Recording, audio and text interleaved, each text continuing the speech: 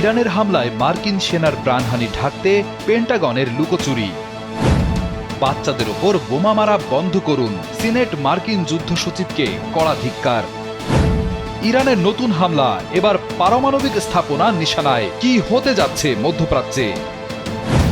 তেলের দামে আগুন, খোদ মার্কিন নাগরিকদের চাপেই ট্রাম্প। কানাডার পণ্যে 50% শুল্ক বসালেন ট্রাম্প। ইরানের একের পর এক নিখুঁত প্রাণঘাতী হামলায় মধ্যপ্রাচ্যে কার্যত কোণঠাসা যুক্তরাষ্ট্র। আর সেই পরাজয়ে গ্লানি ও সেনাবহরের চড়া মাশুল ঢাকতেই এবার পেন্টাগনের আশ্রয়ে চলল লজ্জা ঢাকার ধামাচাপা খেলা। নিউ ইয়র্ক টাইমসের মতো আন্তর্জাতিক প্রথম সারির গণমাধ্যমের অনুসন্ধানী প্রতিবেদনে পেন্টাগনের এই তথ্য গোপনের বিষয়টি প্রথমে সামনে আসে।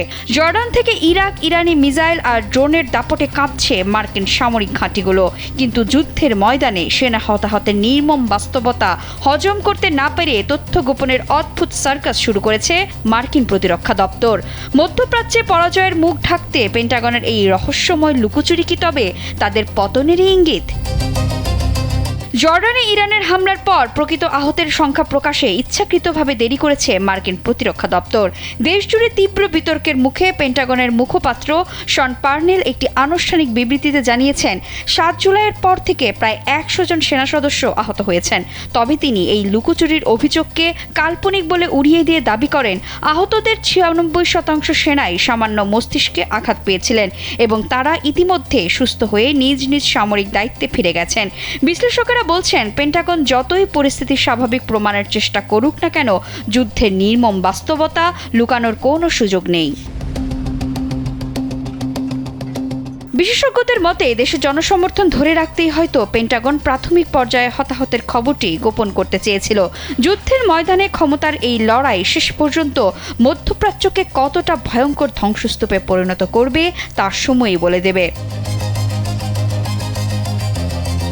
সম্প্রতি জর্ডানের মুয়াফফাক সালতি বিমান ঘাঁটিতে ইরানের প্রাণঘাতী ব্যালিস্টিক মিসাইল হামলায় নিহতদের মধ্যে 2 জনের পরিচয় প্রকাশ করেছে মার্কিন সামরিক বাহিনী।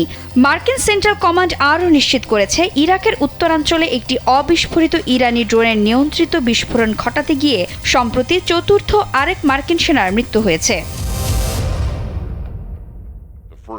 আন্তর্জাতিক সংবাদ মাধ্যম ফিনান্সিয়াল টাইমস ও ওয়াশিংটন পোস্টের সর্বশেষ তথ্য অনুযায়ী হরমুজ প্রণালীতে বাণিজ্যিক জাহাজ চলাচলে ইরানের বাধা দেওয়ার ক্ষমতাকে চিরতরে গুঁড়িয়ে দিতেই মূলত এই ভয়ঙ্কর পাল্টা হামলা চালানো হচ্ছে।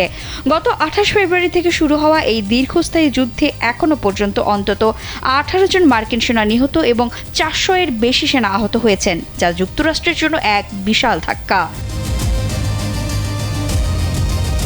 বিশ্বের অন্যতম পরাশক্তি যুক্তরাষ্ট্রের সামরিক বাহিনীর এই অস্বচ্ছতা এবং তথ্য গোপনের অভিযোগ সাধারণ মানুষের মনে বড় ধরনের প্রশ্নের জন্ম দিয়েছে।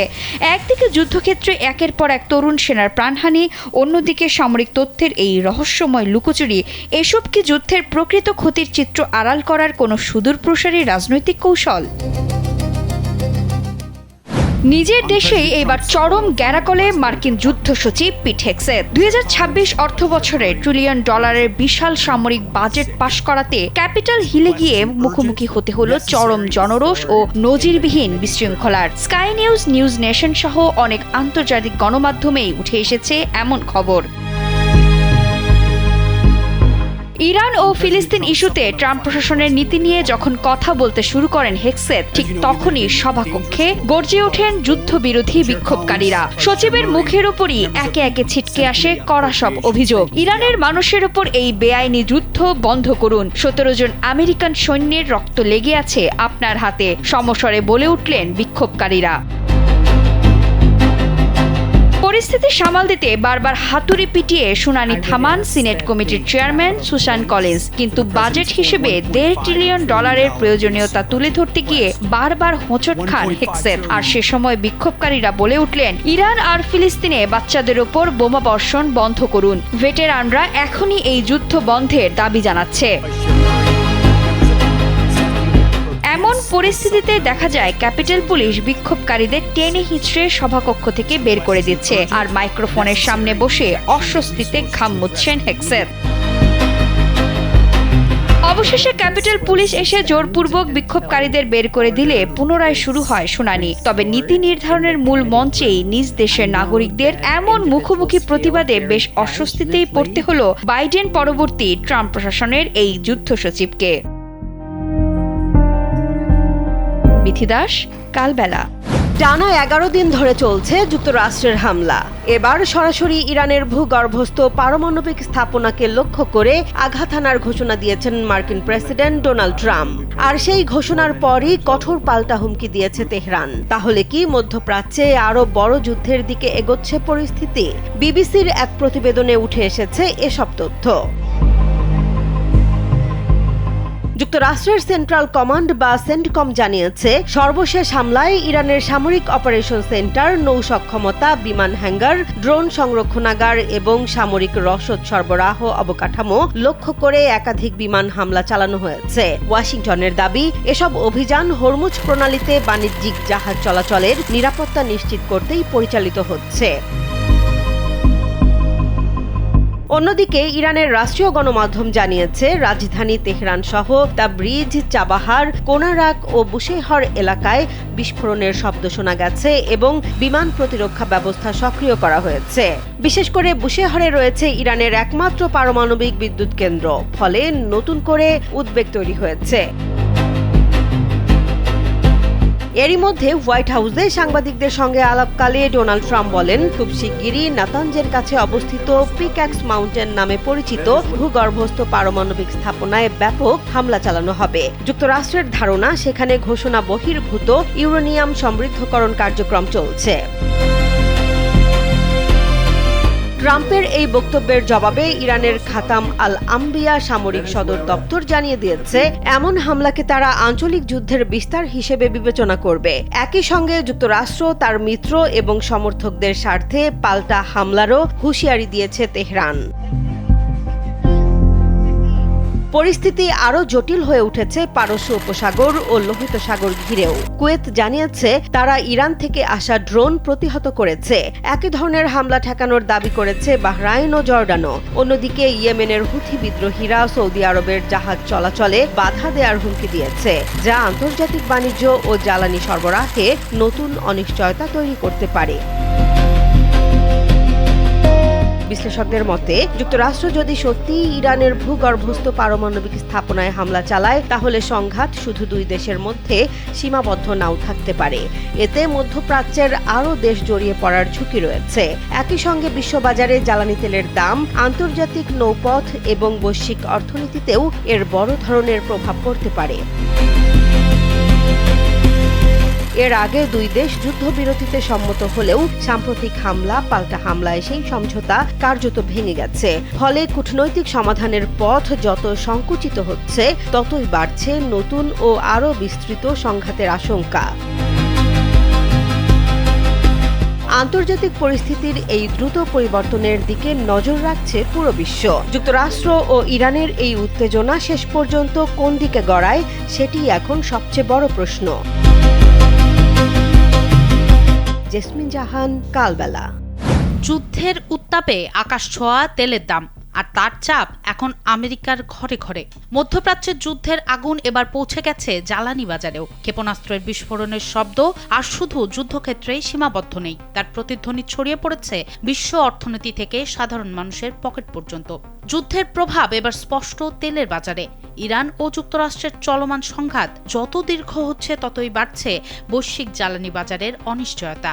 সেই প্রভাব সবচেয়ে বেশি দেখা যাচ্ছে যুক্তরাষ্ট্রে। দেশটির পেট্রোলের গড় দাম আবারও বেড়ে প্রতি গ্যালন $4 পৌঁছেছে, যা বাংলাদেশি মুদ্রায় প্রায় 500 টাকার কাছাকাছি। এমন তথ্য উঠে এসেছে রয়টার্সের এক প্রতিবেদনে। এক বছর আগেও চিত্রটা ছিল ভিন্ন। তখন প্রতি গ্যালন পেট্রোলের গড় দাম ছিল মাত্র $3.14, কিন্তু যুদ্ধ, সরবরাহ নিয়ে শঙ্কা এবং মধ্যপ্রাচ্যের অস্থিরতায় সেই দাম এখন অনেকটাই বেড়ে গেছে। চলতি বছরের মে মাসে পরিস্থিতি আরও ভয়াবহ হয়ে ওঠে। সে সময় 4 বছরের মধ্যে সর্বোচ্চ $4.50 বেশি দামে পৌঁছায় পেট্রোল। এরপরে কিছুটা কমলেও নতুন করে সংঘাত তীব্র হওয়ায় আবার ঊর্ধ্বমুখী হয়েছে জ্বালানির বাজার। শুধু তেলের দাম নয়, চাপ তৈরি হয়েছে যুক্তরাষ্ট্রের জ্বালানি মজুদেও। মার্কিন জ্বালানি বিভাগের তথ্য বলছে দেশটির কৌশলগত তেল মজুদ 1983 সালের পর সর্বনিম্ন পর্যায়ে নেমে এসেছে। বর্তমানে সেই মজুদে রয়েছে প্রায় 311 মিলিয়ন ব্যারেল অপরিশোধিত তেল। বাজারে সরবরাহ সচল রাখতে কৌশলগত মজুদ থেকেই ধাপে ধাপে তেল ছাড়ছে ওয়াশিংটন। কিন্তু সংঘাত দীর্ঘায়িত হলে এই মজুদ কতদিন স্বস্তি দিতে পারবে তা নিয়েও প্রশ্ন উঠছে।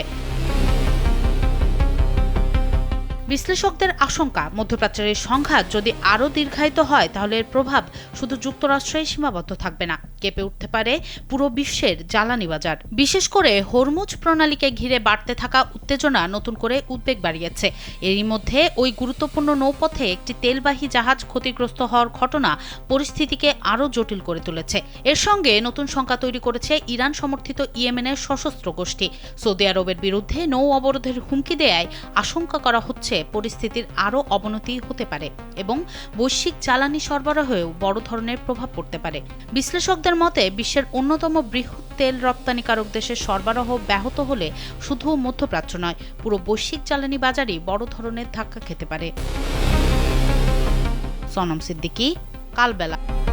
কানাডার উপর এক ধাক্কায় 50% শুল্ক বসানোর ঘোষণা দিয়েছেন মার্কিন প্রেসিডেন্ট ডোনাল্ড ট্রাম্প। কানাডাকে আমেরিকার 51তম অঙ্গরাজ্য বানানোর মন্তব্যের জেরে শুরু হওয়া বিতর্কের এবার চরম পরিণতি দেখল বিশ্ব।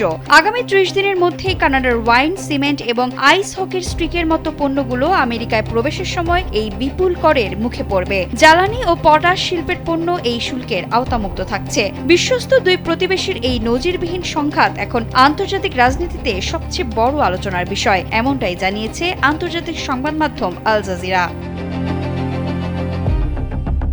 হোয়াইট হাউস এবং মার্কিন বাণিজ্য প্রতিনিধি জেমিয়েন গ্রিয়ারের দাবি, কানাডা আমেরিকান পণ্যের সাথে চরম বৈষম্যমূলক আচরণ করছে। তবে বিরোধের আসল কারণটি বেশ নাটকীয়। প্রেসিডেন্ট ট্রাম্প বেশ কয়েকবার কানাডাকে যুক্তরাষ্ট্রের অংশ বা 51তম অঙ্গরাজ্য করার কথা বলেছিলেন। এর জেরে ক্ষোভে ফেটে পড়ে কানাডাবাসী। প্রতিবাদ স্বরূপ কানাডার অনেক প্রদেশ আমেরিকার মদ বয়কট করে। শুধু তাই নয়, কানাডা এখন ইউরোপের দুগ্ধজাত পণ্যকে বেশি সুবিধা দিচ্ছে এবং মার্কিন গাড়ির উপর কড়াকড়ি শুল্ক নির্ধারণ করেছে। মূলত এর জবাব দিতে 1930 সালের একটি পুরনো আইনের করে এই শাস্তিমূলক শুল্ক বসিয়েছেন ট্রাম্প।